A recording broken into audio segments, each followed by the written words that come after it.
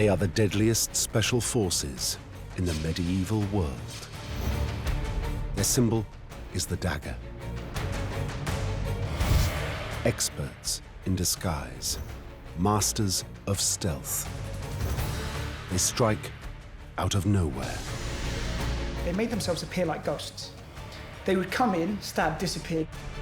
Terror is their greatest weapon. It's psychological warfare. It's about the impact that you have. This is the story of how a tiny community takes on the most feared warlords of their day. They were a small, marginalised, persecuted sect. They would become a legend. The first true assassins.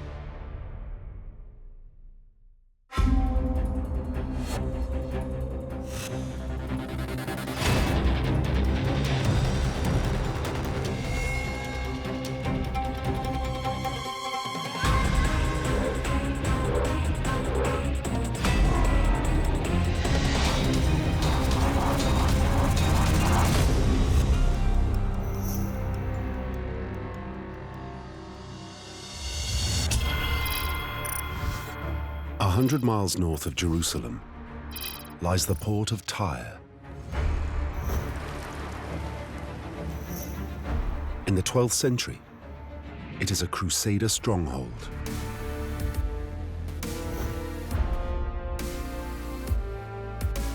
Its ruler, Conrad of Montferrat, is about to become the most powerful man in the Holy Land, the Crusader king.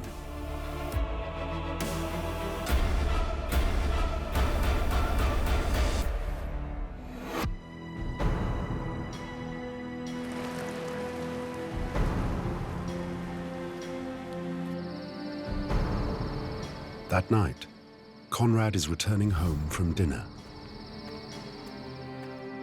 He's going along a particularly narrow street. There's two men sat one on either side. He believes they are monks, trusted members of his household.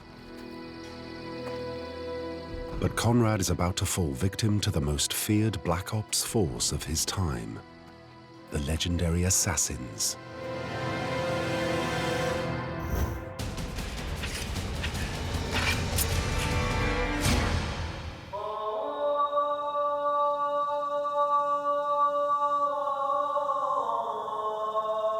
The origins of the assassins lie hundreds of miles away from the Holy Land, in 11th century Persia, the country we now know as Iran.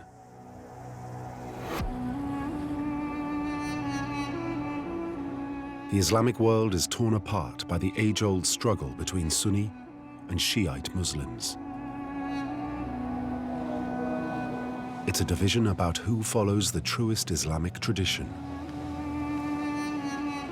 The Sunni believe that they are the rightful preservers of that tradition.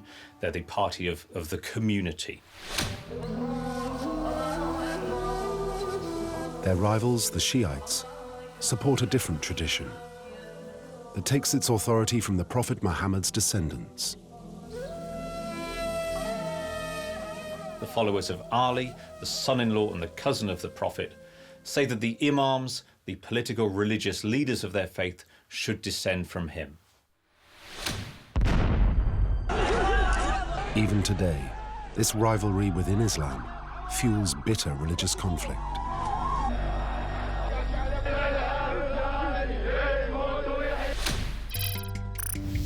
In a remote area of northern Persia is the mountain fortress of Alamut.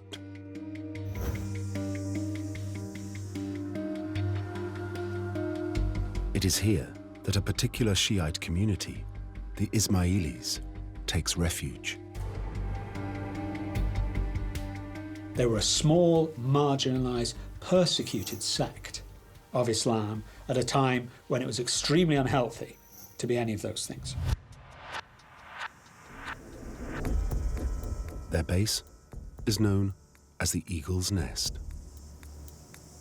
Alamut itself is a natural fortress. It's not like a Crusader castle that's built with a tremendous amount of science, but it sits atop a natural redoubt that's 300 feet, almost like a sheer cliff. and at the bottom you've got very deep gorges. It's very, very difficult to approach.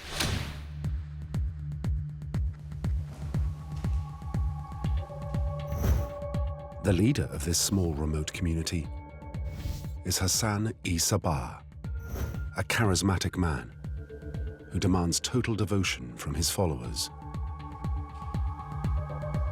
One wonders if he had a rather magnetic or perhaps hypnotic personality about him as well, to draw these people to him, despite the fact that he's actually asking them to submit to a very, very harsh regime indeed. Hassan's Ismailis are facing overwhelming odds. His Sunni enemies have a vast army of 300,000 men. He will have to wage what we now call asymmetric warfare. He's not in a position to fight back. He's not got large armies at his disposal.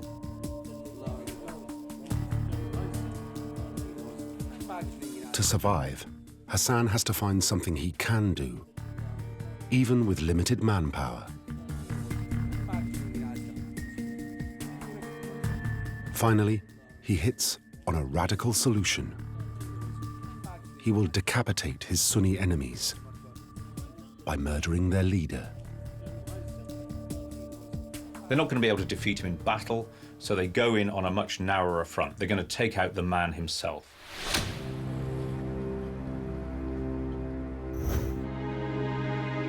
At the top of the Persian hierarchy, Nizam al-Mulk is a champion of Sunni orthodoxy.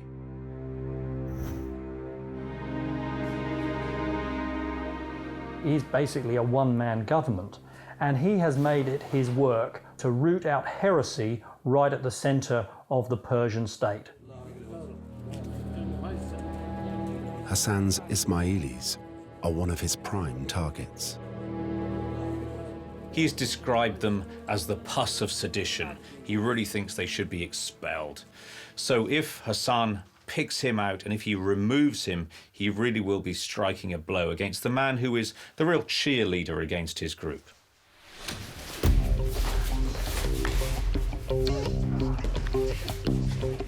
Hassan starts to train an elite squad to carry out the mission.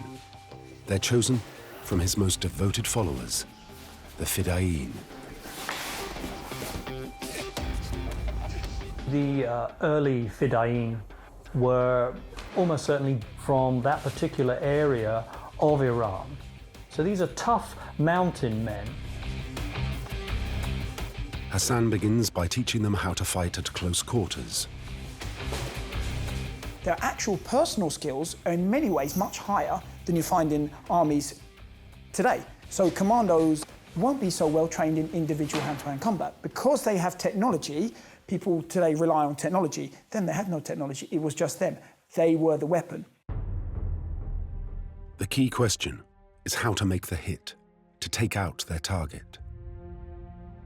They could have killed people using poison. But the victim could take an antidote and survive. They could have killed people using arrows or projectile weapons. But there's always the risk of missing the vital organs.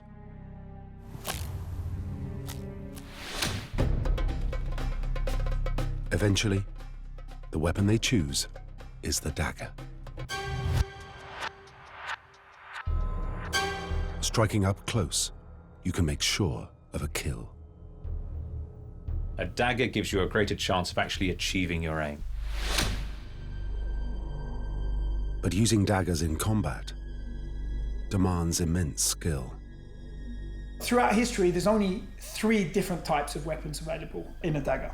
You have a stabbing, you have a slashing, and you have a slashing and stabbing. Now, the first one we have is something like a stiletto.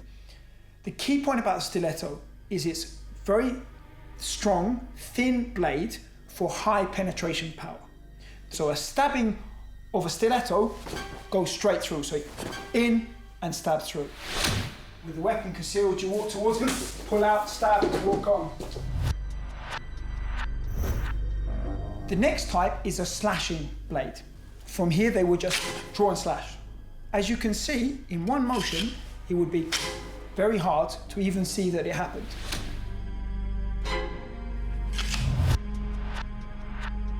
The third major design would be a slashing and stabbing weapon. Now, this is a modern version. So from here, it's got a sharp blade that curves. It would also have a back blade, so you can cut back if you miss. Very strong guard here. This guard allows you to stab down very heavily. So you have different options as to how you move and how to combine it.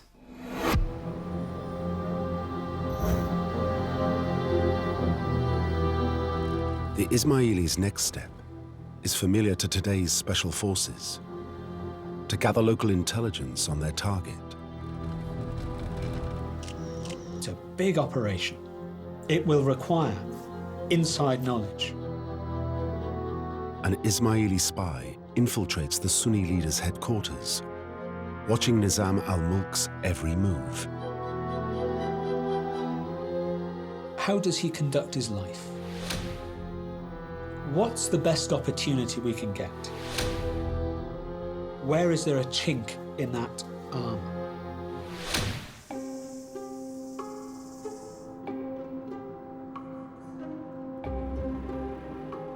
This information is fed back to base.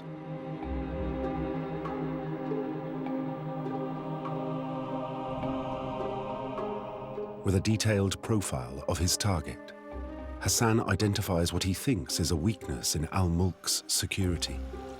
That weakness is his religion.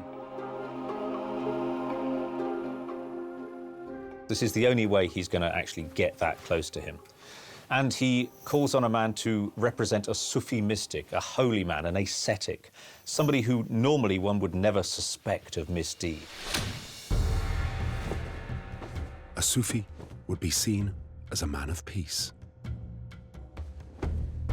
Anybody who has an air of holiness about them is almost guaranteed a warm reception from a powerful leader of the secular state, such as Nizam al-Mulk. The opportunity to be blessed by such an individual is not to be missed.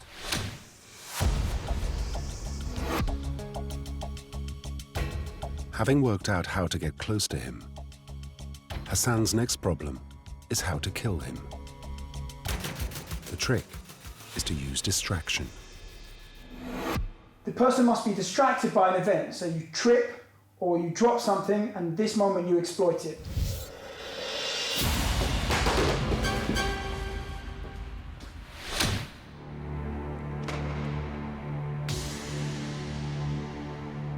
The chosen killer rehearses the technique.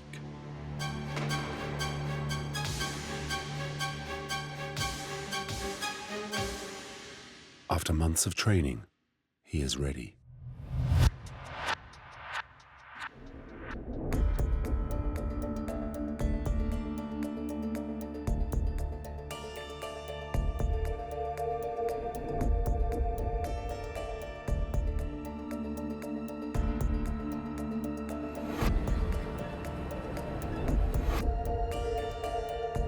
Hassan's trained killer infiltrates the Sunni base. No one suspects a holy man.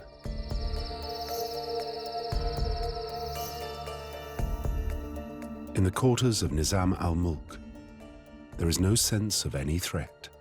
Everything is routine. At this time of the evening, Nizam al-Mulk is probably in high spirits. He has finished his work for the day. This is perfect timing for the Ismailis. He's much more difficult to actually get anywhere near during the normal working business day. So no doubt in his own mind, he's thinking of the pleasures of the evening among his women.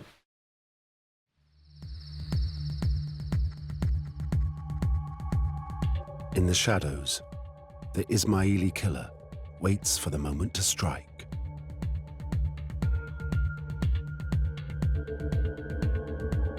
Al-Mulk is about to be carried off to his harem on his litter.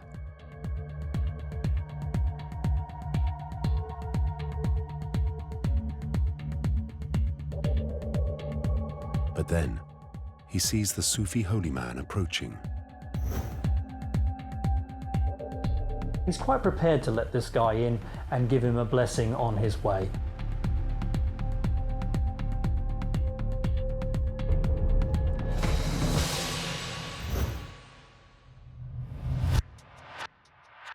He stabs the man, stabs Nizam al-Mulk and kills him.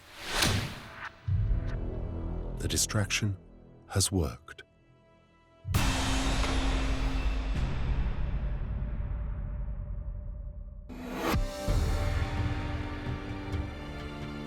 Killing the leader of the Sunnis is a massive triumph for Hassan's Ismailis. He was a great man, no two ways about it. And therefore, to take him down was a real message. If we can get him, we can get anybody. So you take on the Ismailis of Alamut at your peril.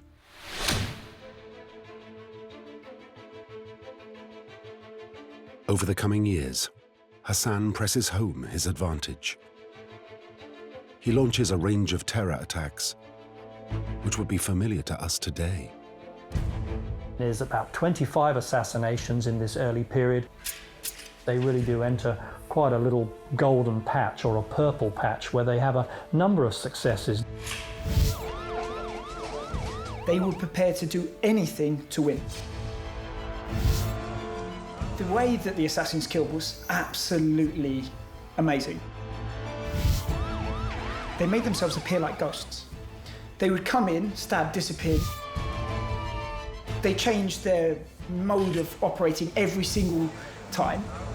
Only one thing stayed the same, and that was that they killed by a dagger. Their murder of al-Mulk triggers the collapse of his Sunni empire. They've proved that their tiny force can take on a vastly superior enemy and win. They were one of the first groups who used deliberately small groups of highly trained men in asymmetric warfare.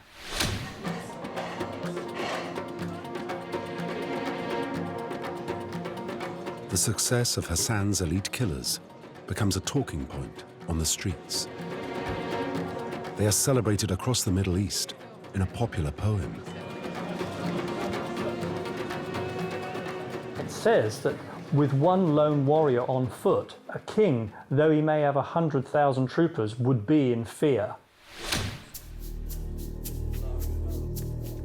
Soon, the Ismailis discover that, like today's suicide bombers, their strategy has a secondary effect. They create an atmosphere of dread.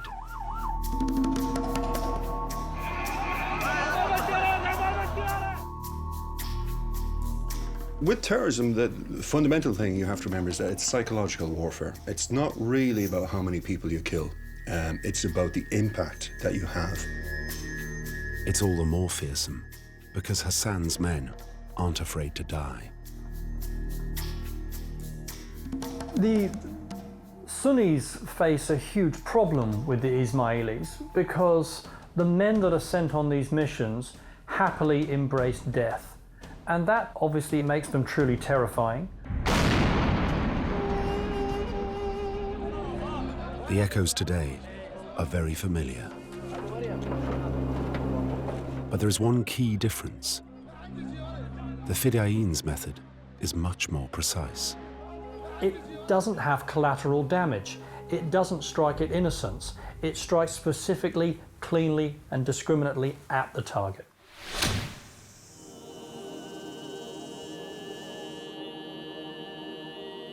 The Ismaili strike force is so successful, their Sunni enemies try to discredit them. They spread stories about a secret group of brainwashed killers living up in the mountains.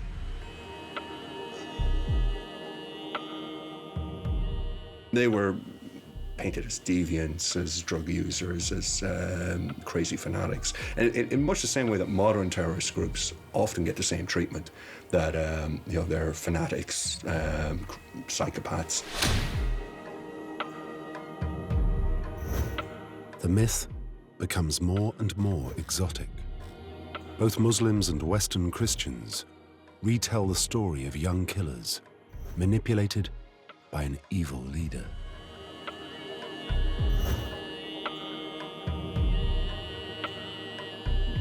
There's talks of potions, promises of pleasure gardens forever.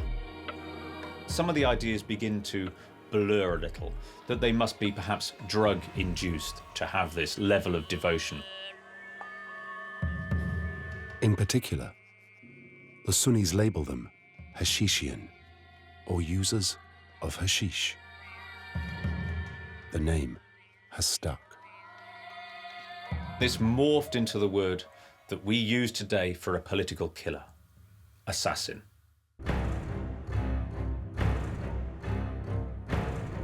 And so, a legend is born. Hassan's special forces become known as the drug-crazed assassins. I don't personally believe that they would have been on drugs. Imagine the focus you need. You need to confirm that target. The thing about drugs is it has an effect. It suppresses or depresses or enlightens. What it does is take away your focus. But defeating Nizam al-Mulk is only the beginning.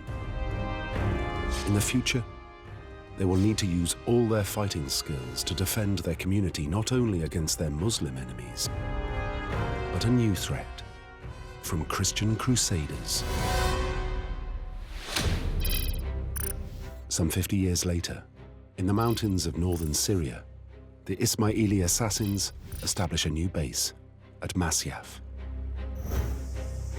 They take over a network of castles to protect their growing community, soon to be some 60,000 strong.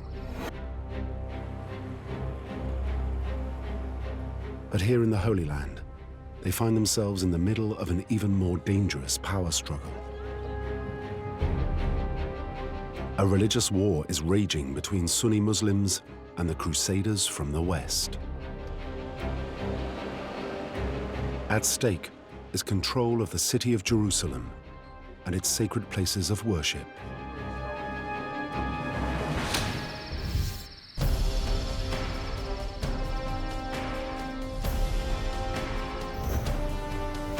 The Grand Master of the Assassins in the Holy Land is Rashid al-Din Sinan, a charismatic leader. He's got a personality not dissimilar to that of Hassan-i Sabbah, the first great Grand Master. Again, hypnotic, also very engaging, erudite, highly intelligent, very intellectual, but also a paranormal feeling about him. He's supernatural, he's more than this world.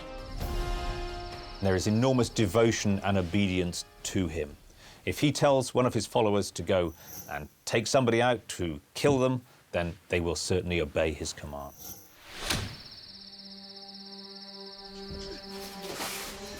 Caught between the Sunni Muslims and the Christian Crusaders, Sinan decides to target the man he sees as his biggest threat, the leader of the Sunnis.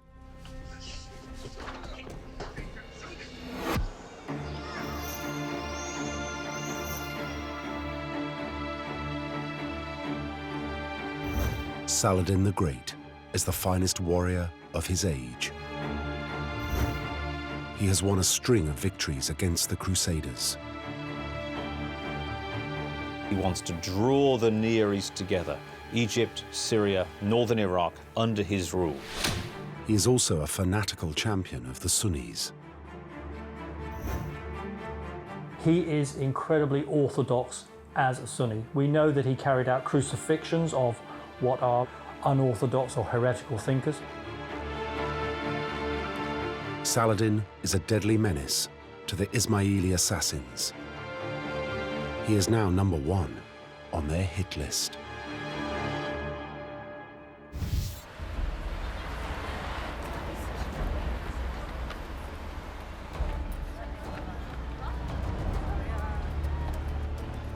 In classic assassin fashion, they begin by gathering information for their mission. Syria's bustling cities are an ideal source of intelligence. The first thing they would do is to start dispatching missionaries to recruit locals and build up a network, and then this network would bring back information and intelligence on what was happening there. They recruit agents most likely to give them local knowledge. There's a constant flux and mix of merchants, and we know that Ismaili penetration into the merchant class was very strong. So there's a grassroots intelligence available to Sinan. His real skill is that he taps into that so well.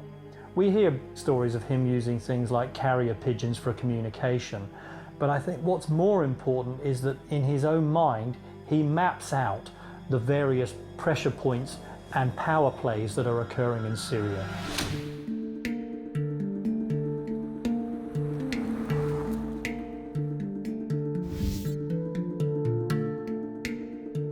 To target a warlord of Saladin's stature, Sinan has to find a way of dealing with his close protection team.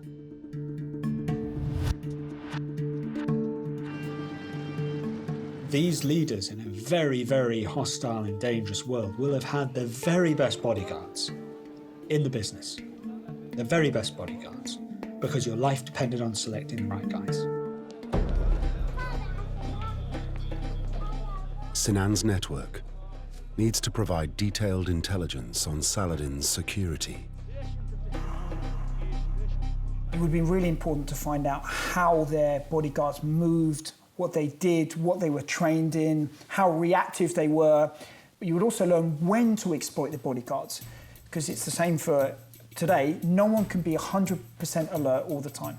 That's where the intelligence network is key. You would find out as much as you can about them. Armed with this information, the assassins can start training. They need to learn how to tackle the bodyguards. They have to know how to use this sword. Why? For a very simple reason. If you want to beat your opponent, it's not just what you do, you need to understand them. If they're going to draw their sword, how do you defeat that? The knife can even be used to take out an armed sentry. So as he goes through his gun, you stop him pulling out, you stab him in.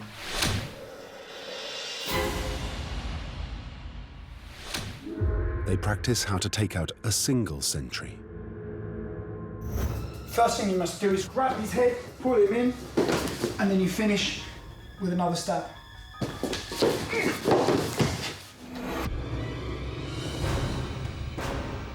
Next, how to tackle two bodyguards.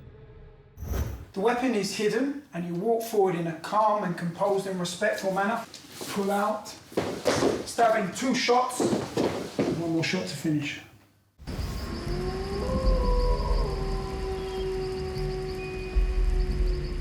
After weeks of training, the assassins have one final problem to solve: how to infiltrate Saladin's camp. It's likely they go in disguised as soldiers. They were very, very good at doing this. I mean, they were able to get people into the most trusted positions because they blended in. They did not seem like a threat. They did not seem like an outsider.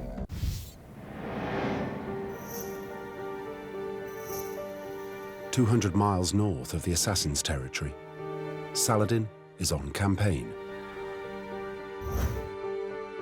He has no reason to fear a personal attack. He is relaxing in his tent on the day chosen for the strike. The assassins make their move.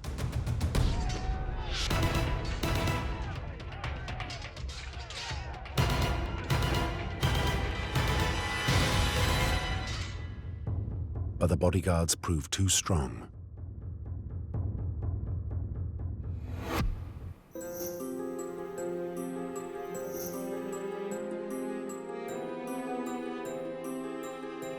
For Sinan, it's a setback, not a complete disaster. He's at least shown his enemy he is coming to get him. It gives him the upper hand in the psychological battle with Saladin. Sign number 1. The great Sunni champion starts wearing body armor 24 hours a day. Saladin knows the assassins never give up.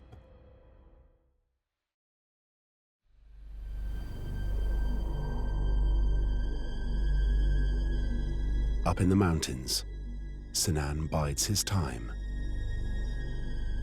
His next move is to insert a sleeper cell.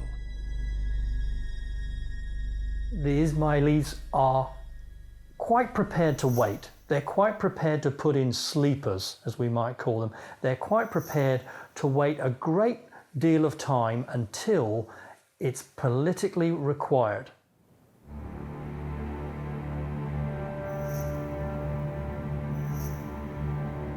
Two years later, Saladin is again on campaign in northern Syria. He's unaware the assassins have secretly inserted an agent within his own bodyguard.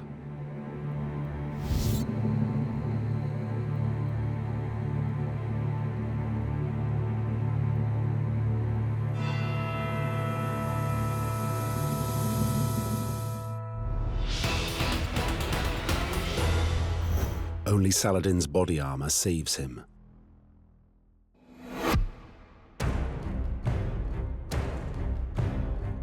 The great warlord can no longer tolerate this threat. He decides to take the attack to the assassins.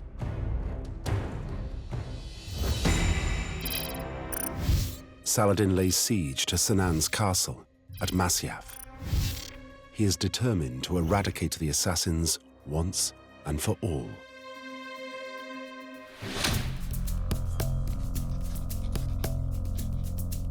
Cut off and surrounded, Sinan is now in real trouble. Even killing Saladin might not save the Ismailis. He needs to make the Sunni leader take his army away. Sinan has to come up with a completely different plan. Sinan has realized something. At this stage, what he can see is it's going to be more effective for him to engage just a little bit with this sultan.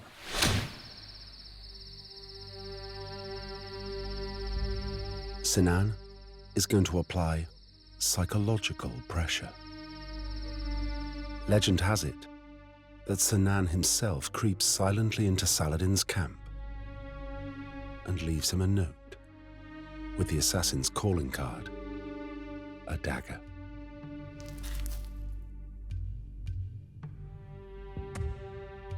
What you wanted to do, ideally, was intimidate them.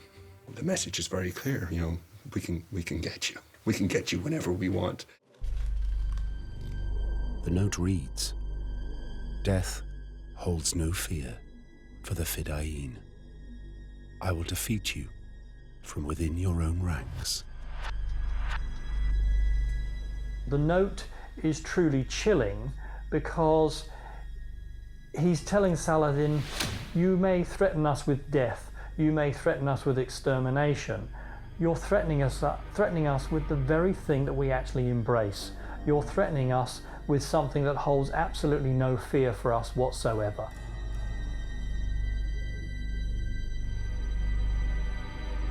Sinan's scare tactic works. Saladin agrees to open negotiations.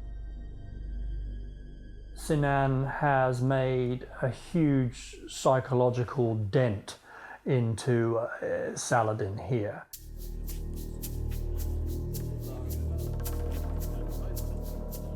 Now, he sets up his final trick. He briefs an emissary with a strong message for Saladin. We're not going away. We're indestructible. You'll have to deal with us. Sinan makes it clear this is a message for Saladin alone. The emissary makes his way to Saladin's camp. He insists that he must speak to the Sultan in private. The negotiator says, this is just for your ears, not for anyone else. And Saladin dispatches everyone else except for his two most trusted bodyguards. The emissary again pushes him and says, no, this is just for you. Why do you allow these two men to stay? Saladin replies, I trust these men as my sons. Whatever you can tell me, you can tell them, they won't leave. The emissary then plays Sinan's trump card. He turns to the bodyguards and he says, if I order you now to strike this man down, will you do it? For Saladin, it's a shattering moment. His most trusted bodyguards are revealed to be assassins. They're sleeper agents who've been implanted in his organization for years. And right now, if ordered, they will kill him. Now, that doesn't happen. The negotiator's just making a point. We can kill you. You trust these people more than anyone else in your whole entourage, and they are actually the assassins. And if these guys can be the assassins, who else might be the assassins?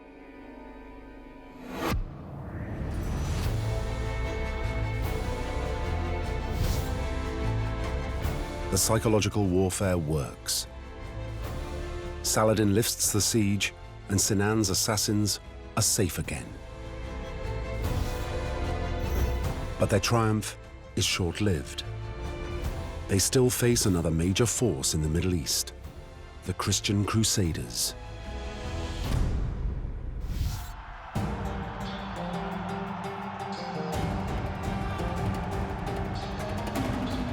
For the next 15 years, the Holy Land is a bloody battleground. Muslim and Crusader warriors struggle for control of Palestine and the sacred city of Jerusalem.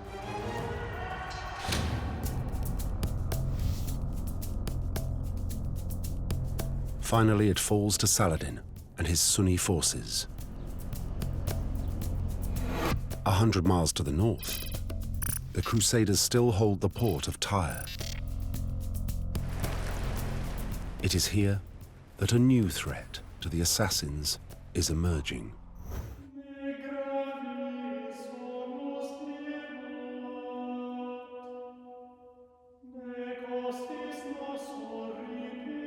Tyre's ruler is an ambitious and ruthless Crusader baron, Conrad of Montferrat. He's part of a crusading dynasty. He's there for life, and he's there to expand his lands. He is a real problem. There's every potential for Conrad to become to the Christians what Saladin had become to the Muslims. He's clearly a powerful figure, a dynamic figure, somebody whom you would need to be aware of.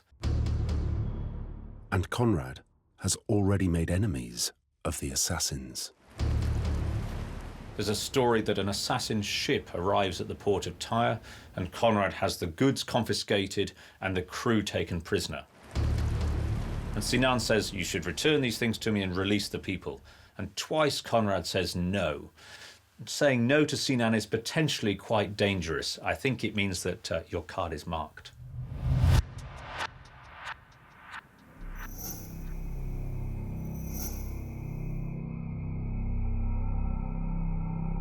Sinan is so concerned about Conrad's growing strength, he decides to infiltrate his base in Tyre. His plan is to dispatch another sleeper cell. Intelligence agencies today, when they are selecting operators, look for people they call the grey man. Somebody who doesn't stand out from the crowd. If you've got someone who's 2 meters tall and built to match, he stands out, he's going to attract attention. It's highly likely that the people that the Ismailis selected for this kind of mission, they were people you wouldn't look twice at. In fact, it was very important that they were the kind of people you wouldn't look twice at. Sinan transforms his men into people Conrad will trust. They take on the identity of Christian monks, recent converts to the faith. After centuries of persecution, the assassins know how to live under cover in enemy territory, if necessary, even denying their Shiite faith according to the principle of taqiyya. Taqiyya allows the follower of the faith to deny their faith in order to guarantee their own survival or to obtain an advantage over the unbeliever.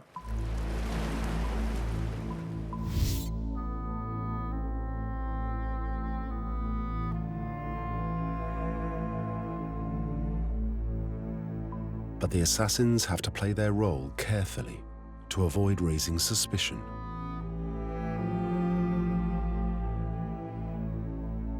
They would need to know the rituals of day-to-day life within that community.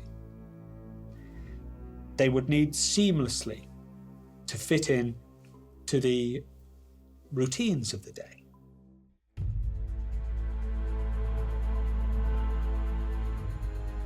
It's a high-risk operation. One slip, and Sinan's men could find themselves in a torture chamber. Eventually, they earn Conrad's trust.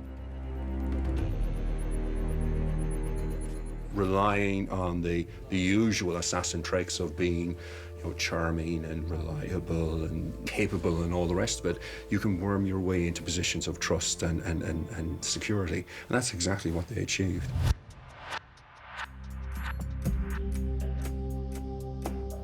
Over the next 6 months, they keep a watchful eye on Conrad. At this stage, their orders are to spy on him, not kill him. But then, their plans change. News reaches Tyre that Conrad has been elected the next Crusader king. It will make him the most powerful Christian leader in the region. It's disastrous news for the assassins. Sinan has to act fast. That week, he sends his own messenger to Tyre. It's time to activate his sleepers. Conrad must die.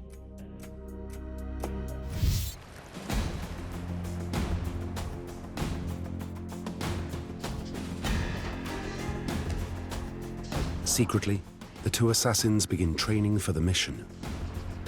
Their weapon is the tried and trusted dagger. But they know they only have one chance.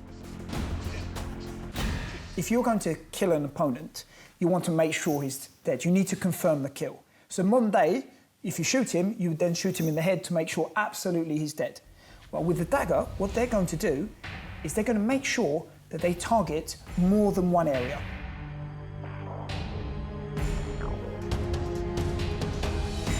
Only when they've perfected their moves do the assassins go for the kill.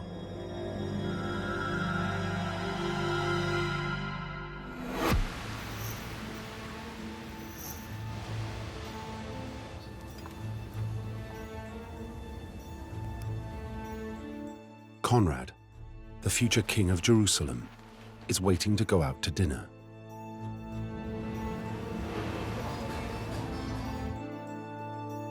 While it's pretty common for medieval chroniclers to always blame women, there has been a suggestion that his wife was taking too long in the bath, and so he left alone.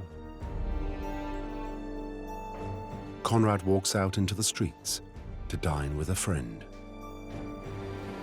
Things are coming to a head. We know that Sinan has to get a result, that Conrad must die, because the coronation is coming up soon. So the sleeper cell decides to take its chance at this point.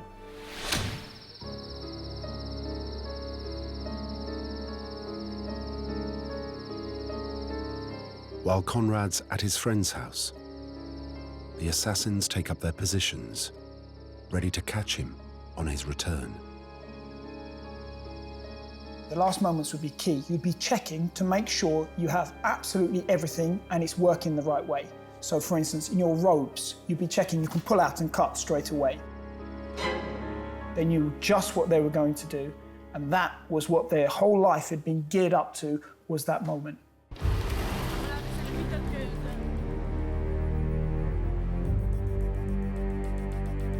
Later that evening, Conrad begins to make his way back from dinner.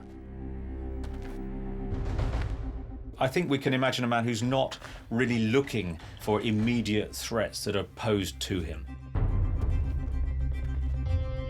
He's going along a particularly narrow street. There's two men sat one on either side. And when he sees these two figures by the side of the road, figures whom we hear that he's apparently reasonably familiar with, I think his guard would certainly have been down. And then they strike.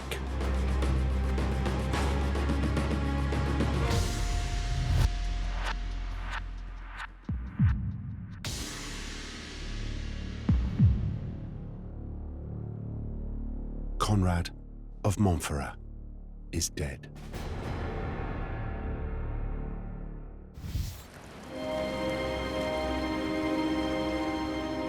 The murder of Conrad of Montferrat represents the most high-profile assassination carried out by the group at the Crusader age. So it really had a powerful impact. It's a story that would have got across Europe and across the Near East as well. It's not long before rumors begin to spread. It's said that one of the assassins was captured and claimed they were working for Conrad's rivals. Some point the finger at the Crusader warlord, Richard the Lionheart. Others say it was Saladin. This was a very convenient guy to kill, and there were a lot of people who benefited from it. But exactly who instigated it, who wanted it, who endorsed it, we don't know. What we do know is that the assassins would not have killed him if they felt it went against their interests. Sinan tells no one the true story. It only enhances the myth of the assassins. The assassination of Conrad of Montferrat will be his greatest triumph. Within a year, Sinan is dead.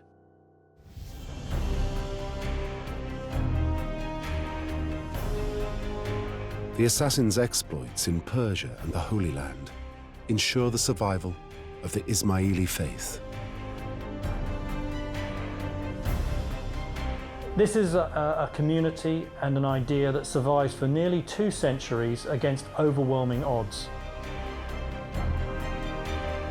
After many setbacks, Ismailis continue to thrive around the world. This is the legacy of the assassins, who resisted their most powerful enemies for so long.